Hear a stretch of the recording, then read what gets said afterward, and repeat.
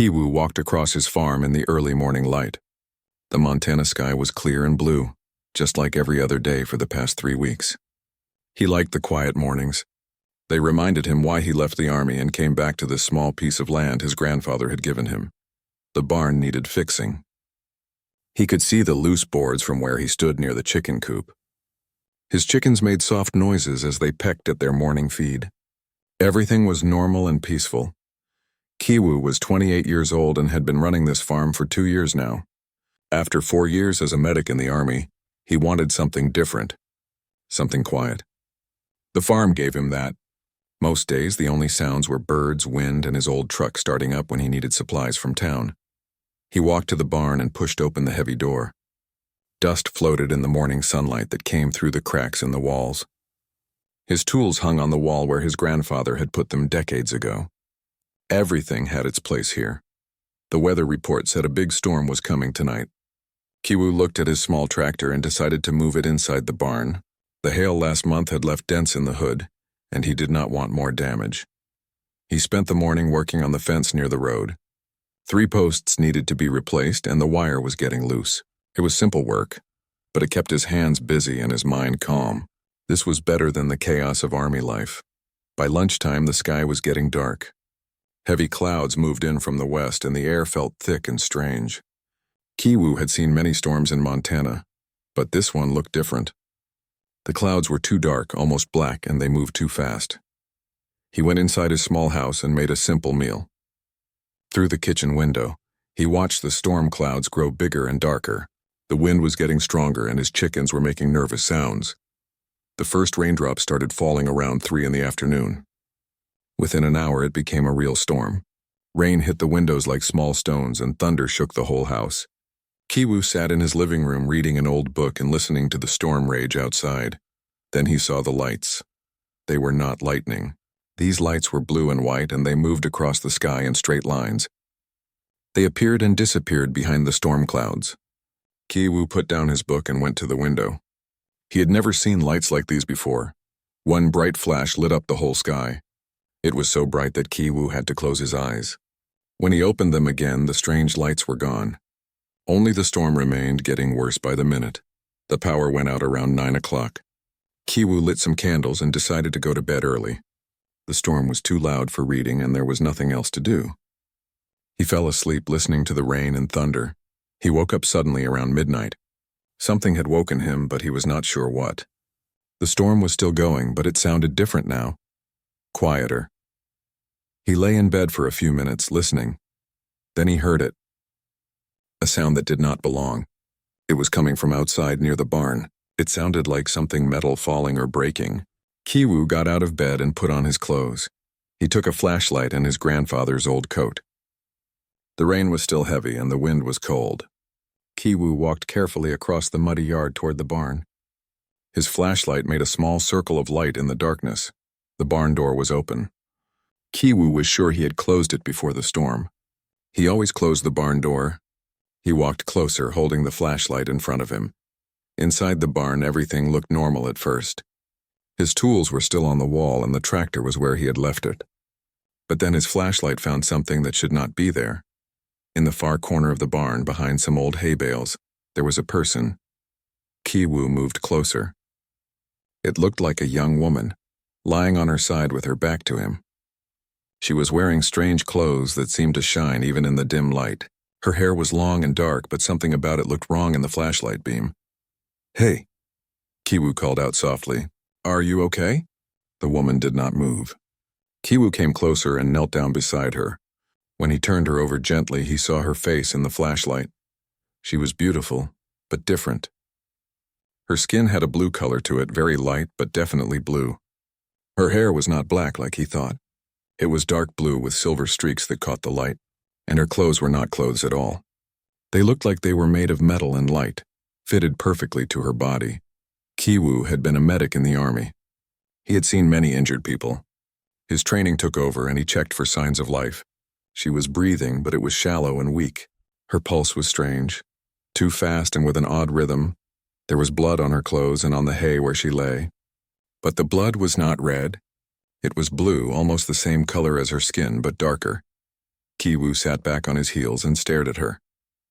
This was not a normal person. This was something else. Someone else. But she was hurt and she needed help. His medic training had taught him one thing above all others. Help the injured first, ask questions later. Kiwoo carefully picked her up. She was lighter than he expected, and her strange clothes felt warm under his hands. He carried her out of the barn and across the yard to his house. The storm was ending now and the rain was getting lighter. Inside the house, he laid her on his couch and lit more candles. In the better light, he could see her injuries more clearly. There were cuts on her arms and legs and a bad bruise on the side of her head. But the wounds looked different from any he had seen before. The edges were too clean, like they had been made by something very sharp and very hot. Kiwoo got his first aid kit and started cleaning her wounds. The blue blood was strange to work with, but wounds were wounds. He had learned how to treat injuries, and he would treat hers the same way. As he worked, the young woman started to wake up. Her eyes opened slowly, and Kiwoo saw that they were large and green, greener than any human eyes he had ever seen. When she saw him, she tried to sit up quickly. Fear filled her strange green eyes. "It's okay," Kiwoo said softly, the same way he used to talk to scared soldiers. "You're safe. I'm not going to hurt you."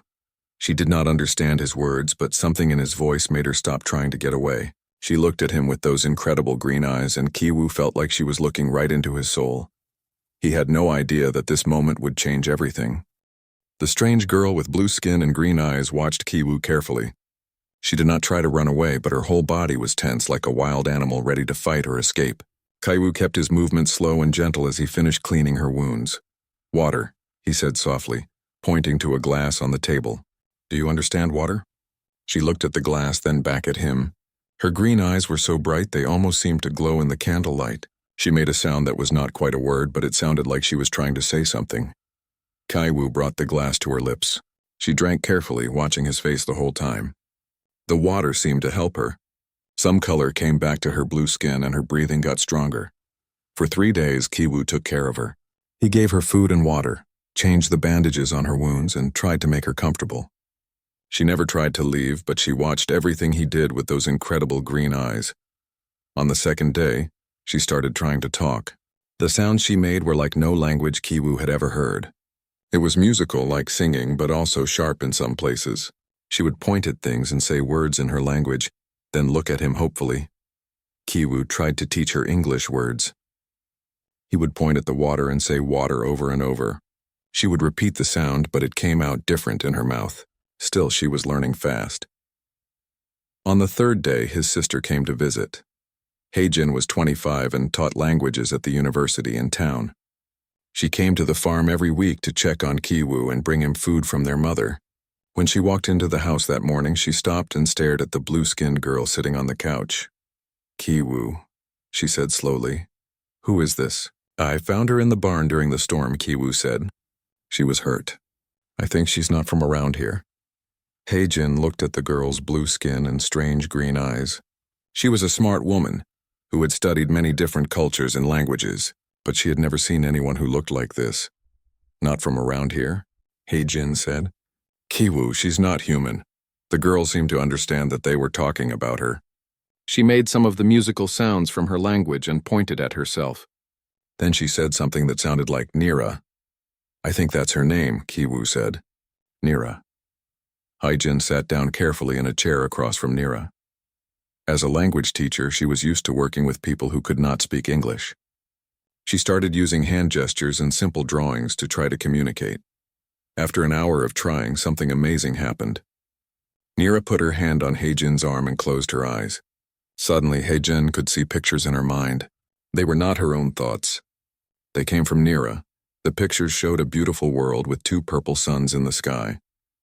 There were tall cities made of white stone and metal, and people who looked like Nira walking through gardens full of strange flowers. But then the pictures changed. They showed big dark ships in the sky and explosions and people running in fear. Heijin pulled her arm away, breathing hard. "She can put thoughts in my head," she told Kiwoo. "I saw her world. I saw her people." Nira looked sad. She pointed to the sky and made sounds that clearly meant something bad. Then she pointed to herself and to Kiwoo and Heijin. She was trying to tell them something important. Over the next few hours, using the strange mind pictures and simple words, Nira told them her story. She was from a world called Valen, far away among the stars. Her people were peaceful and had beautiful cities and gardens. But another group of people, called the Karathi, had come to conquer them. The Karathi had big ships and powerful weapons. They wanted to take over Nira's world and make her people into slaves. Most of her people had been killed or captured. Nira had escaped in a small ship, but the Karathi had followed her. Her ship had crashed in the storm. "She's a refugee," Heijin said quietly to Kiwoo. "She's running from war." Kiwoo looked at Nira, who was sitting quietly with her hands in her lap. Her green eyes were sad, and he could see that she had lost everything. Her family, her home, her whole world.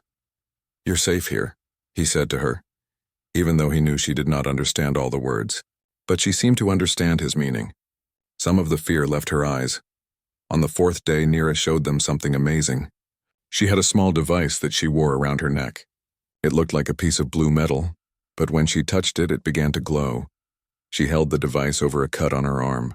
The blue light grew brighter, and Kiwoo and Heijin watched in amazement as the cut healed completely. In just a few seconds, there was no sign that she had ever been hurt. "How does it work?" Heijin asked, staring at the device. Nira could not explain in words, but she showed them more mind pictures. Her people had learned how to use light and sound to heal injuries and sickness. The device was like a tiny doctor that could fix almost anything wrong with a body. She tried to use it on Kiwoo, touching his hand where he had a small scar from farm work. But the device did not work on him. It only worked on her people.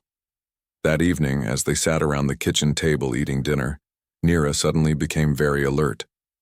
She looked toward the windows and made worried sounds. Kiwoo could not hear anything, but Nira was clearly frightened.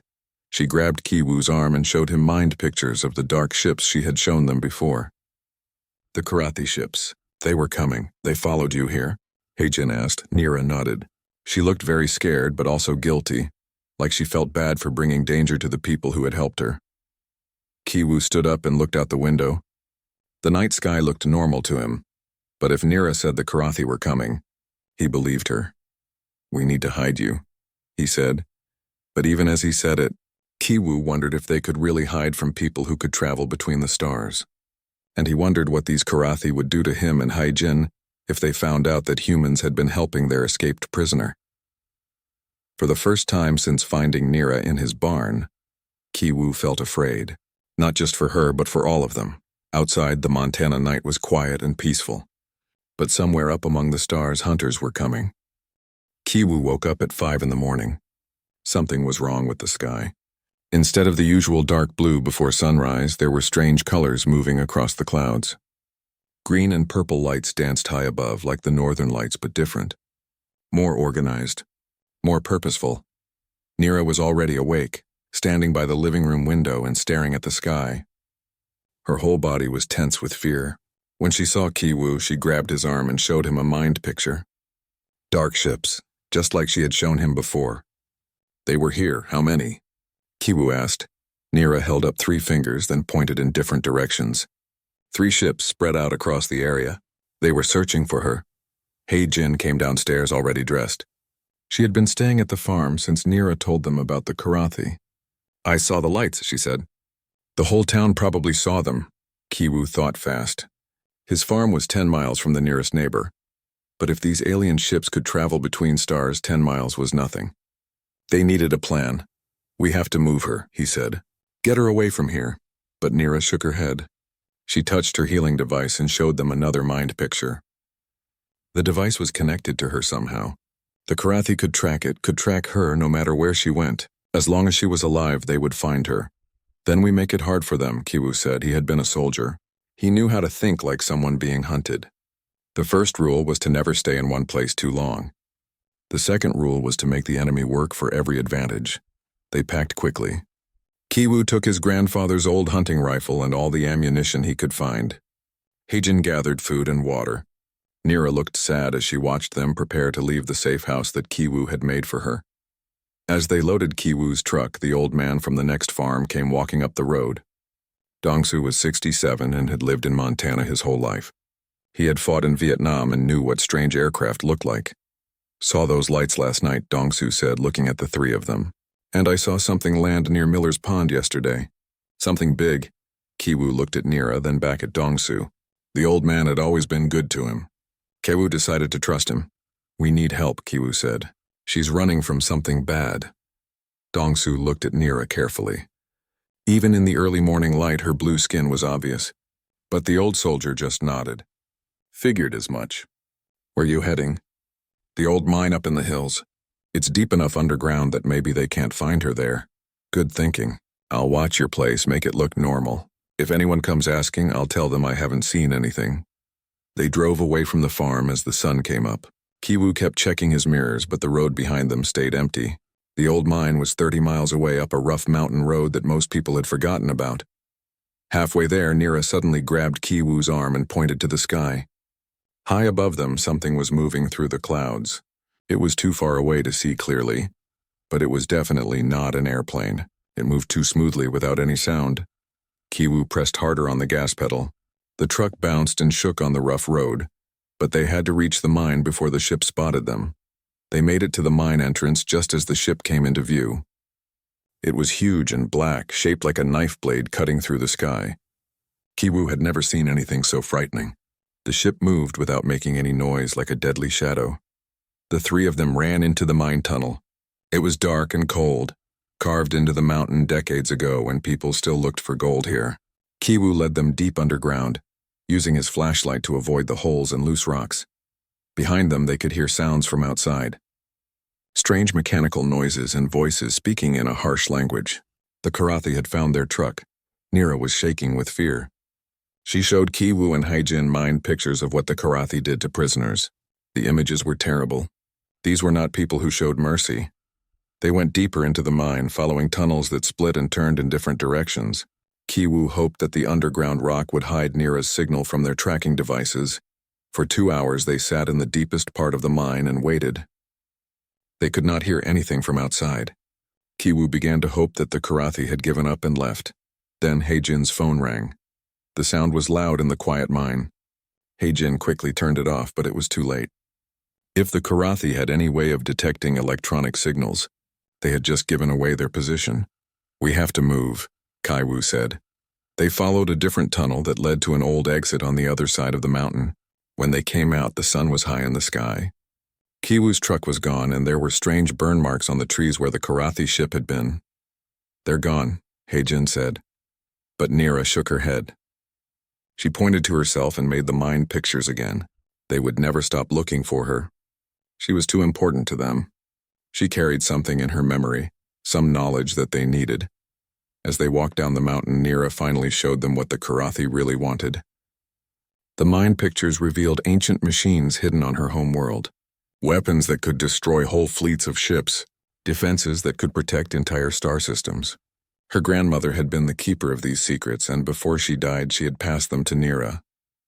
That's why they want you, Haijin said. You know how to use their ancestors' weapons. Nira nodded sadly.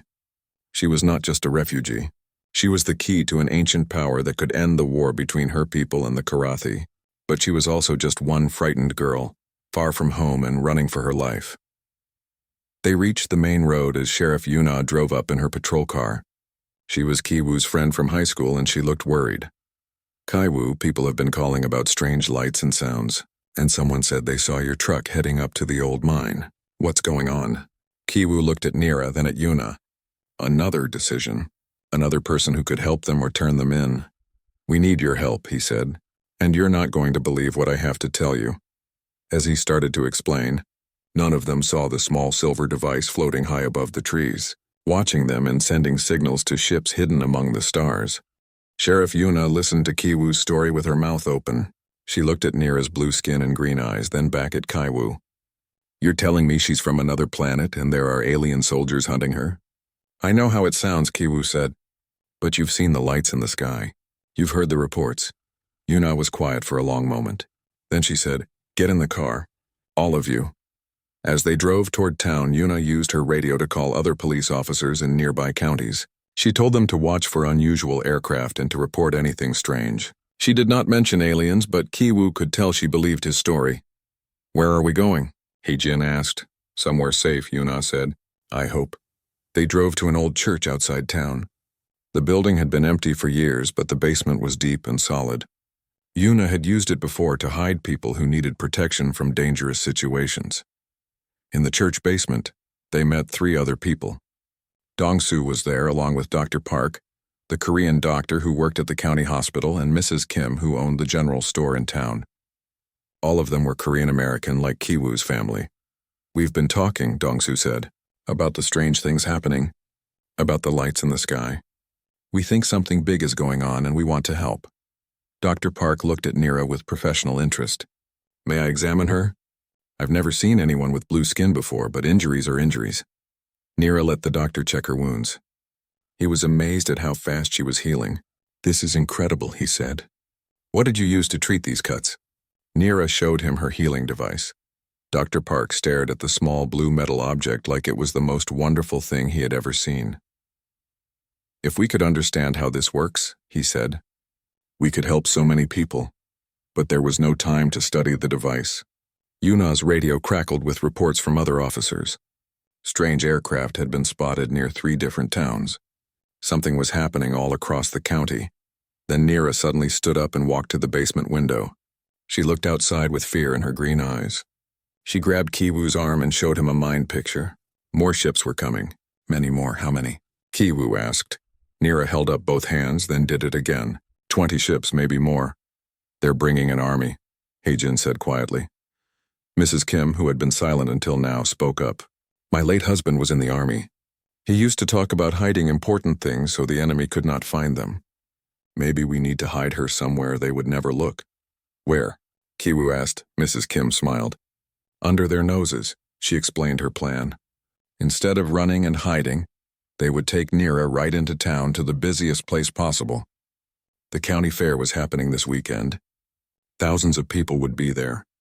It would be easy to lose one person in the crowd, but her blue skin, Dr. Park said, people will notice. "Not if she looks like she's wearing a costume," Mrs. Kim said. "It's the county fair. Half the people there will be dressed up as something." It was a crazy plan, but it might work. The Karathi were probably looking for Nira in empty places, not crowded ones. They spent the rest of the day preparing. Mrs. Kim brought clothes and makeup to make. Nira looked like she was dressed as a blue alien for the fair. Dr. Park taught Kiwoo basic medical skills that might help if Nira got hurt again. Dong-soo cleaned his old hunting rifle and showed Kiwoo the best places to position themselves if they had to fight. But as evening came, they learned that the plan would not work. Yuna's radio brought terrible news. The Karathi ships had landed near several towns. The alien soldiers were searching house by house looking for Nira. They had strange devices that could detect her presence from far away. Hiding in a crowd would not help. "They're getting closer," Yuna said. "They'll be here by morning." That night, as they sat in the church basement, Nira showed them something she had never shared before. The mind pictures revealed a secret that even Kiwoo and Hae-jin had not known. There were other people like Nira on Earth. Not many, but some. Her people had been sending small groups to different worlds for many years, hiding pieces of their ancient knowledge in case their home world was destroyed. There was a group of Nira's people living in secret in the mountains of Colorado. "They have the other half of the knowledge," Hae-jin said, understanding the mind pictures.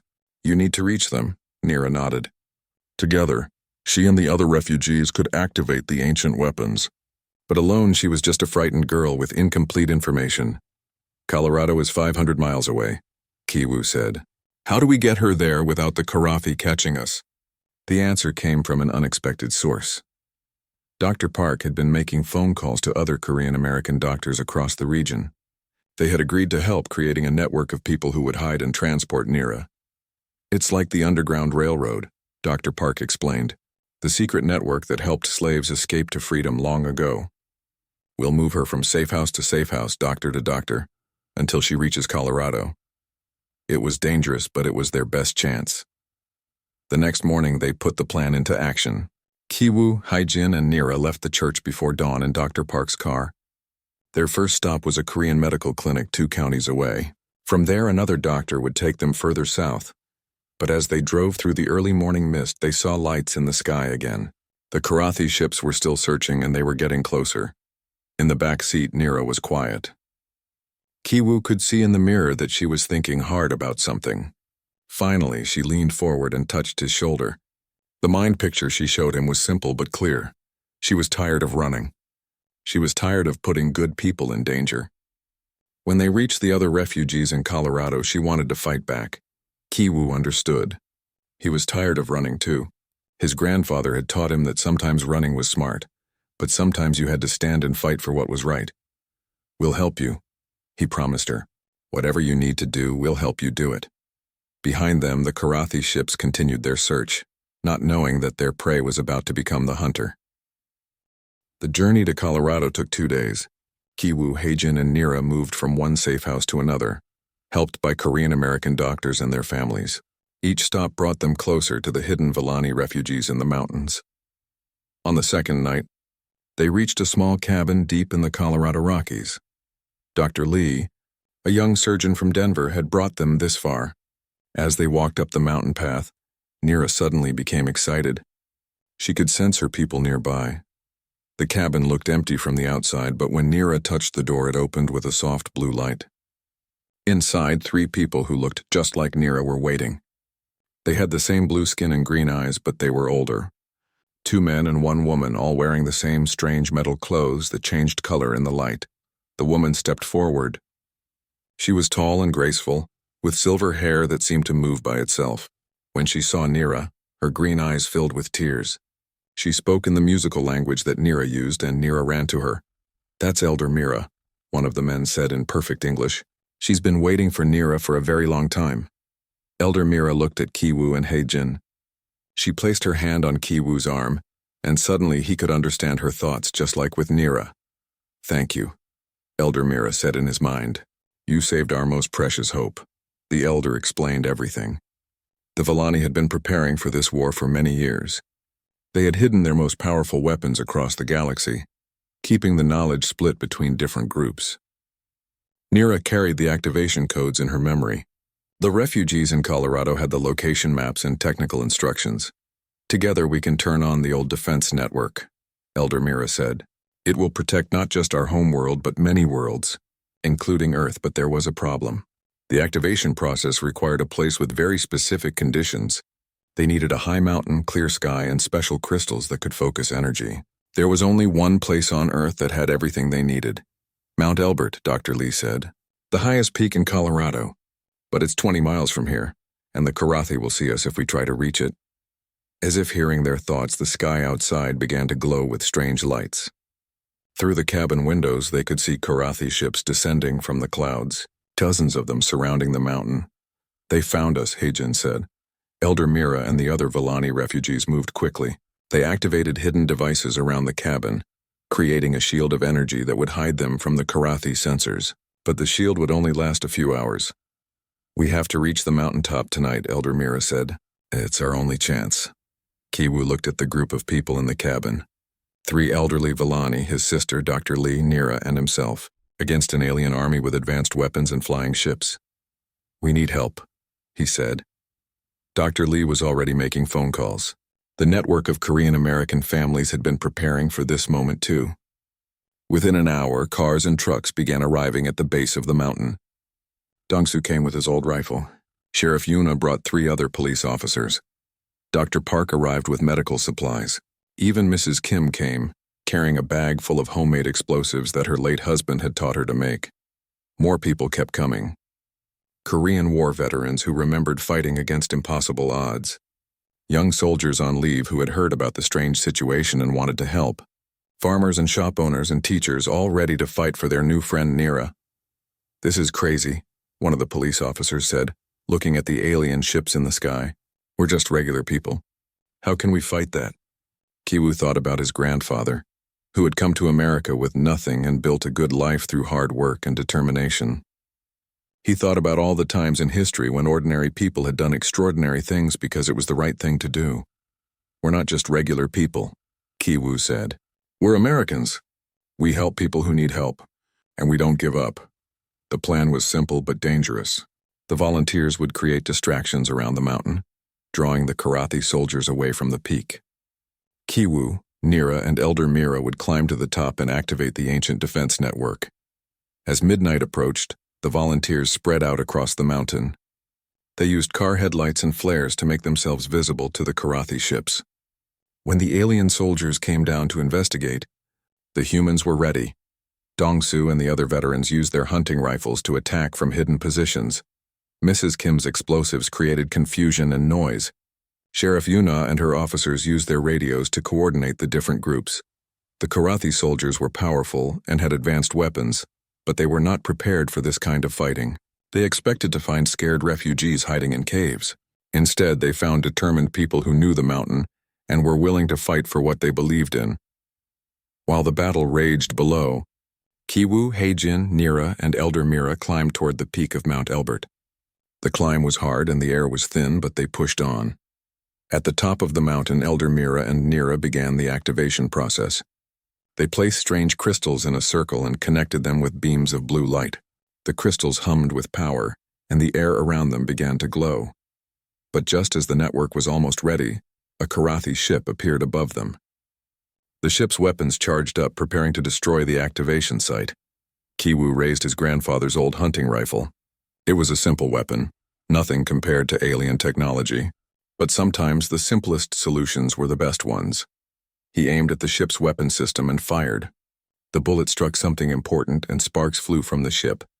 The alien vessel spun out of control and crashed into the mountainside. "Now!" Elder Mira shouted. Nira placed her hands on the central crystal. The blue light grew brighter and brighter, reaching up into the sky like a beam that could touch the stars. Across the galaxy, ancient Villani defense stations began to wake up. Weapons that had slept for thousands of years came online. Ships that had been hidden in asteroid fields and gas clouds activated their engines.